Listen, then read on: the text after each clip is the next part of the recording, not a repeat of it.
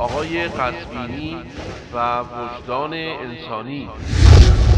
اگر بنا باشه نقل یک مطلب از یک مذهب فاسد در کتاب دلیل بر اعتقاد مؤلف بر اون عقیده باشه، پس شما این شهرستانی شما تو تمام فرق به قول حق و باطل رو در الملل و النحلش آورده بگیم بس شهرستانی معتقد به همه اینها بوده. این واقعا دور از انصاف و دور از وجدان انسانی. این واقعا دور از انصاف و دور از وجدان انسانی. این واقعا دور از انصاف و دور از وجدان انسانی. حالا اگر ما پایبند به اسلام هم نباشیم، حداقل یک وجدان بشری اگر در ما باشه، اینطور افتراهای ناجوان مردانه رو نمیزنیم.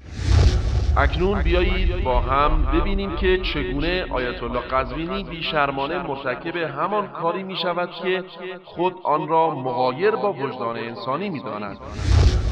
من فقط در اینجا یک تکه ای را که از قول آقای شهرستانی از علمای بزرگ اهل سنت و شافعی مذهب هست، در کتاب الملل و النحل جلد اول صفحه 57 آورده، من میخوانم و هیچ گونه هم نقدی و مناقشه‌ای نسبت به این قضیه ایشون نداره. میگه این عمر ضرب بطن فاطمه یوم البیعه حتی القت الجنین من بطنها.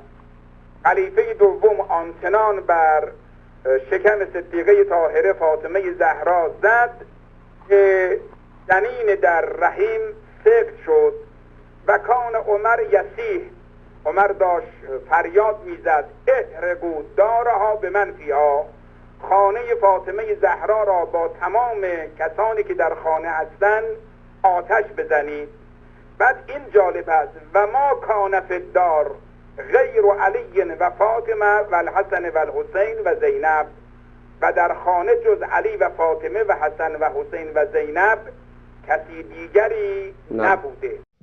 تحریف قول شهرستانی.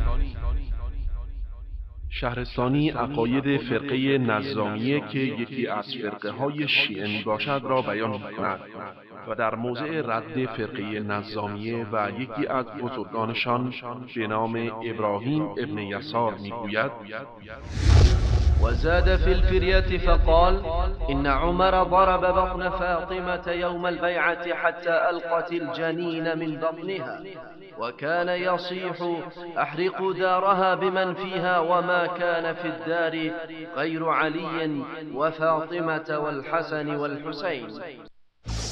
ابراهیم ابن یسار به دروغهایش افزود و گفت عمر در روز بیعت به شکم فاطمه زد تا اینکه جنینش افتاد، سپس فریاد برآورد خانه اش را آتش بزنید با کسانی که در آن هستند، و در خانه کسی جز علی و فاطمه و حسن و حسین نبود.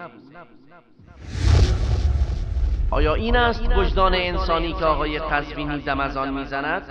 آقای قزوینی این بی‌وجدانی را از کجا آموخته است؟